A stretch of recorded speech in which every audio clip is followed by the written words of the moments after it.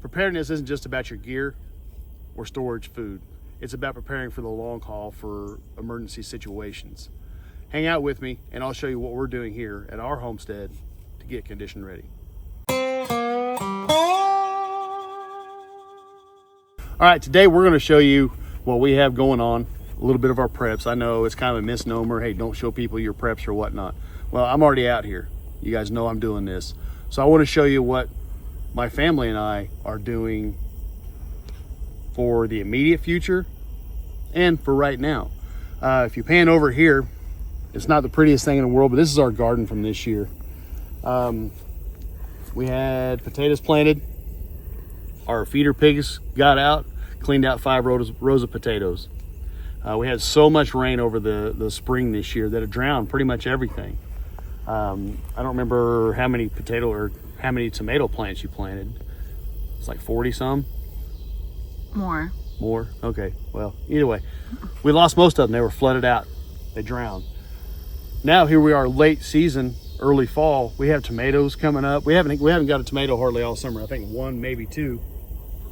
Haven't hardly got a tomato all summer. Now they're putting them on like crazy. And they've had tomatoes on for a little while, but due to the lack of sunlight, they're not blushing to turn. I think my wife picked several this evening. We got several volunteer tomato plants. Our pepper plants we thought were lost are coming back. They got blooms on them. We've got one pepper plant here that's covered that we need to pick. And they're the giant, the mammoth jalapenos, but we got to get those picked. We had several squash plants picked, my wife planted. But she deals with most of the garden. I'm not a huge fan of gardening, I'm going to be honest. But this is a scallop squash plant, something we never planted. We thought we lost because of all the rain. But it's put on like gangbusters in the last couple of months. I don't know, was it last night? Yeah. We picked 21 squash off this one plant. So we've got an abundance. We'll come around here. We've got tomatillos going like crazy. More tomatoes. We got a red one. Did you see this one? I did not. There's another one on the plant. It's got a hole in the top of it. We'll give that to the pigs. And that one, we'll give that just to put the it in my pigs. bucket then.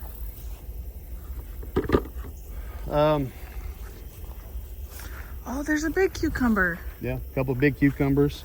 Volunteer basil plants all over the place because we've had them for the last several years. That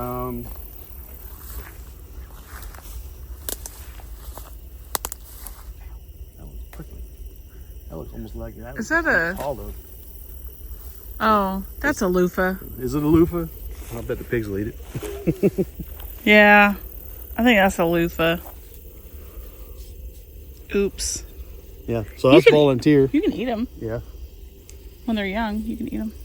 But anyway. I didn't plant any loofah this year. Yeah, it's all volunteer. Anyway, we'll go back here. All right, and this back here, we have some rabbit hutches. We've got a total of 13 rabbits. We've got a couple males, a few females in this one.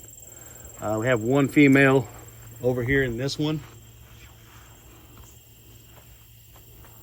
And then we built a shed specifically for rabbits. We have 7 in here.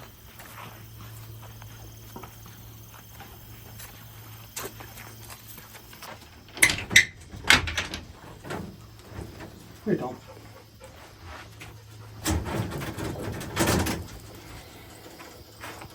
But this is Tom. He's probably one of our oldest bunnies. He's fathered the ones out there. We've only bred them once, but rabbits are an amazing source of protein, meat. But also, if you pan under here and look underneath, they're a great source of ready-to-go fertilizer. So each year, we mix a lot of this rabbit manure in with our garden. All right, here we've got our chickens. Obviously, good meat source, eggs. I'm not a huge fan of eating chicken, but if it need be, it's there. And on over here,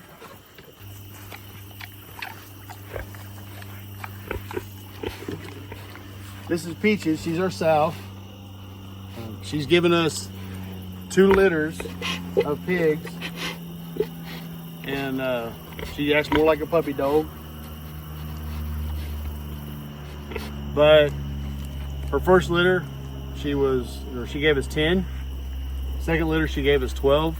First litter, all 10 survived, and we lost 1 out of this second litter. Speaking of second litter,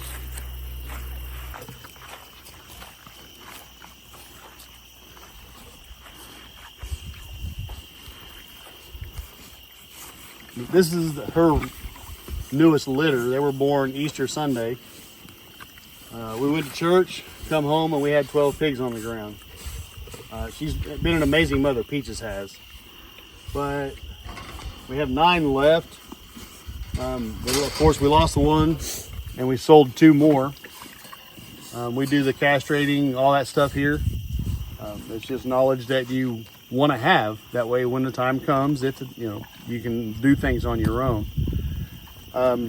Last but not least,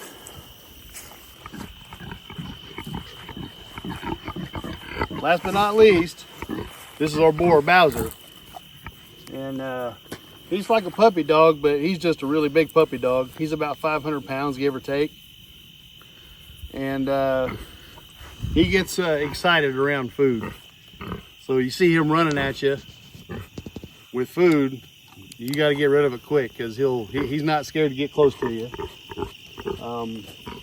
We have a potbelly pig that him and this guy here, they kind of go round and around. But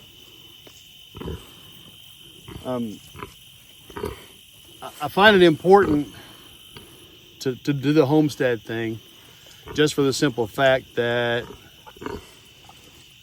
preparedness doesn't just involve, like I said, it doesn't just involve your gear. It doesn't involve bugging out. It doesn't just involve guns. It involves a way of life.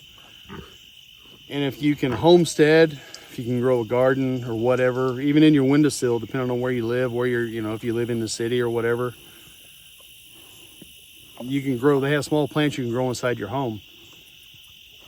But now's the time to learn these skills, like, husbandry with your animals, because these are the 2 we breed. And the rabbits, we've bred them.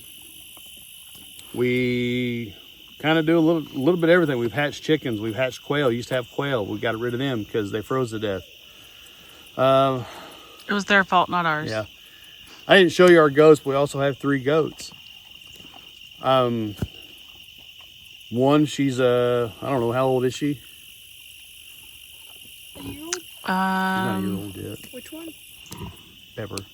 Oh, yes. Yeah, she was born in June. Was it June? Yeah.